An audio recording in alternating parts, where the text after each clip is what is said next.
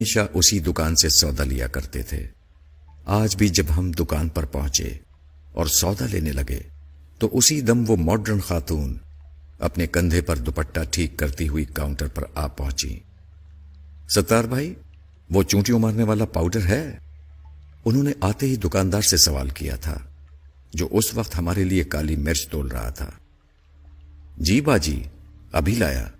وہ ہماری کالی مرچوں کو چھوڑ کر اندرونی حصے میں چلا گیا اور کچھ دیر بعد کوپیکس پاؤڈر کے گول ڈبے کو جھاڑتا ہوا لے آیا۔ یہ کیا ہے؟ ابا کے ماتھے پر بل آ گئے۔ ارے شاہ صاحب، یہ بڑا بہترین پاؤڈر ہے چونٹیوں کو مارنے کے لیے، منٹوں میں چونٹیوں کا خاتمہ کر دیتا ہے، اور یہ انسانی صحت کے لیے مضر بھی نہیں۔ میں تو اپنی پوری دکان میں یہی استعمال کرتا ہوں۔ ابا کے اس تفسار پر ستار بھائی کی آنکھوں میں پاؤڈر والے کا کمیشن لہرانے لگا۔ ہاں وہ تو ٹھیک ہے، مگر چونٹیوں کو کون مارتا ہے بھلا؟ آخر وہ کسی کا کیا بگاڑتی ہیں؟ ابا نے حیرانی سے خاتون کی جانب دیکھتے ہوئے سوال کیا۔ تو کیا کروں انکل، میں تو پریشان ہو گئی ہوں ان چونٹیوں سے۔ بچوں والا گھر ہے میرا، شوہر سے کہا تو انہوں نے بھی جھاڑ پلا دی۔ کہنے لگے امی کی زندگی میں تو کبھی ہمیں چونٹیوں نے پریشان نہیں کیا، کیونکہ وہ گھر کو بالکل صاف رکھا کرتی تھیں۔ اب آپ ہی بتائیں، آپ کو کیا لگتا ہے؟ کیا میں گھر کی صفائی نہیں کرتی ہوں گی؟ کیا میں آپ کو ایسی پھوڑ دکھائی دیتی ہوں؟ خاتون نے نہ صرف اپنا دکھڑا رونا شروع کر دیا، بلکہ ابا سے سوالات بھی کرنا شروع کر دیے، اور ابا جو ان سوالات کے لیے بالکل تیار نہ تھے، ایک دم پریشان ہو گئے۔ نہیں بیٹا، میں تو بس یہ کہہ رہا ہوں کہ چونٹیوں سے نجات کے لیے تم ایک مٹھی آٹا ڈال دیا کرو۔ یہ بیچاری ننھی مخلوق تو صرف رزق کے لیے باہر آتی ہیں، اور بس۔ ابا کے لہجے میں زبان بھر کی شفقت دیکھ کر خاتون نے غیر محسوس انداز میں دوپٹہ سر پر لے لیا۔ جی انکل، مگر کیا اس سے چونٹیوں سے چھٹکارا مل جائے گا؟ وہ اب بھی غیر یقینی انداز میں ابا سے پوچھ رہی تھیں۔ کیوں نہیں بیٹا، پرانے زمانے سے یہی رواج چلا آ رہا ہے۔ ادھر گھر میں چونٹیاں نظر آئیں اور ادھر بڑی بوڑھیوں نے مٹھی بھر آٹا کونوں میں ڈال دیا۔ چونٹیوں سے بھی نجات اور صدقے کی نیکی مفت میں۔ ابا ہنسنے لگے تو خاتون کے چہرے پر بھی مسکراہٹ آ گئی۔ چلیں میں بھی پھر آٹا ہی ٹرائی کر لیتی ہوں۔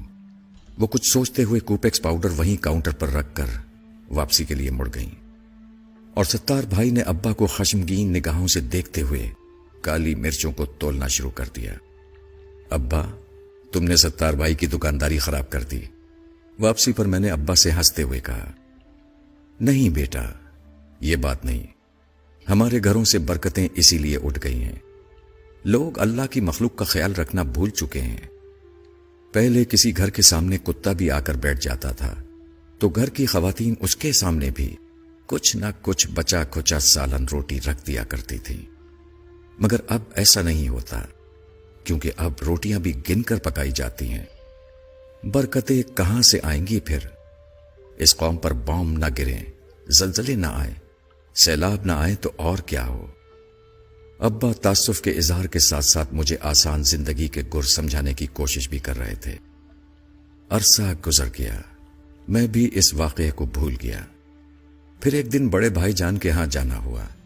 ابھی ڈور بیل بجانے ہی لگا تھا کہ چڑیوں کے جھنڈ کے اڑنے کی زوردار آواز کانوں میں پڑی۔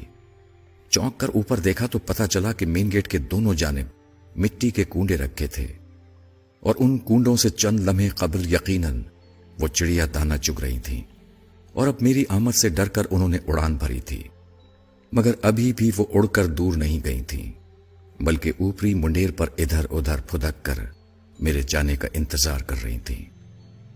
بھتیجی نے دروازہ کھولا تو میں اندر داخل ہو گیا۔ یہ کیا، اتنی ساری چڑیاں؟ میں نے سلام کے بعد خوشگوار حیرت سے بھابھی سے پوچھا، جو کچن کی کھڑکی سے کھانا پکاتے ہوئے مجھے دیکھ کر مسکرا رہی تھی۔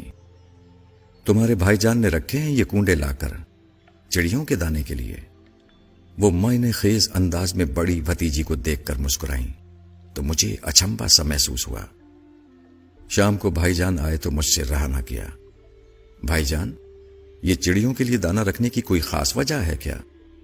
نہیں، بس ایسے ہی، اچھا ہوتا ہے، صدقہ دیتے رہنا چاہیے۔ بھائی جان نے آہستہ سے سمجھایا، یہ بہت ضروری ہوتا ہے، خصوصاً جس گھر میں بیٹیاں ہوں۔ پھر بتانے لگے کہ کسی بزرگ کے پاس ایک شخص نے آ کر بتایا کہ وہ غریب آدمی ہے اور پریشان ہے کہ اپنی جوان بیٹیوں کی شادی کس طرح کر پائے گا، کیونکہ غربت کی وجہ سے کوئی اس کی بیٹیوں سے شادی کرنے کو تیار نہیں۔ بزرگ نے مشورہ دیا کہ روز 200 بھوکوں کو کھانا کھلاؤ، تمہارا مسئلہ حل ہو جائے گا۔ غریب آدمی مارے احترام کے بزرگ کو تو کچھ نہ بول پایا، البتہ آستانے سے باہر آ کر زارو قطار رونے لگا۔ پاس سے گزرتے ہوئے کسی دانا نے پوچھا، روتے کیوں ہو؟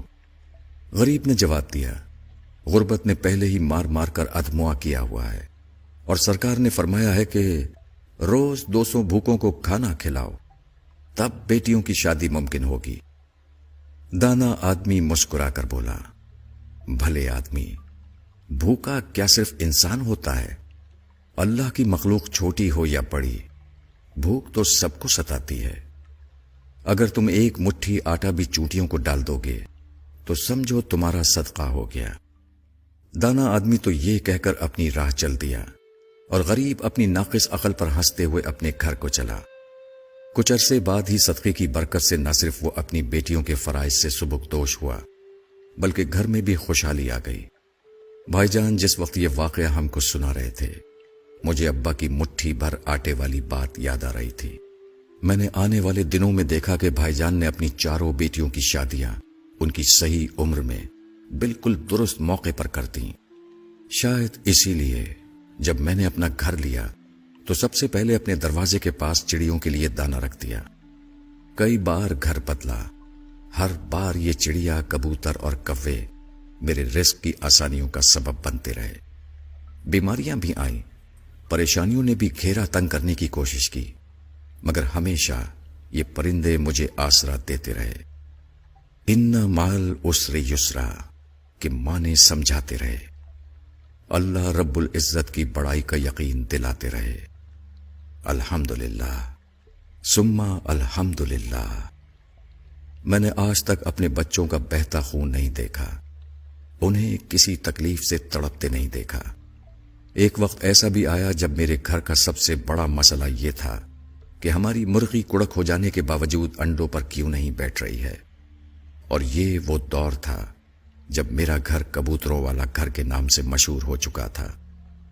یقین مانیے کہ یہ تمام باتیں اس لیے نہیں لکھی ہیں کہ نعوذ باللہ میں اپنی نیکیوں کا پرچار کرنا چاہتا تھا، بلکہ میں اس راز کو کھول کر بیان کرنا چاہتا ہوں جو سوال کی صورت میں مجھ سے اکثر کیا جاتا ہے کہ آخر کیسے گزارا کر لیتے ہو؟ ہم سے تو نہیں ہوتا۔ میں نے اپنی زندگی کو اسی ننھی مخلوق کی خدمت کر کے آسان بنایا ہے۔ تمام بڑائیاں اس رب کے لیے جس نے مجھے اس قابل بنایا کہ میں یہ کر سکوں۔ اللہ ہم سب کو صدقات کی توفیق عطا فرمائے، آمین۔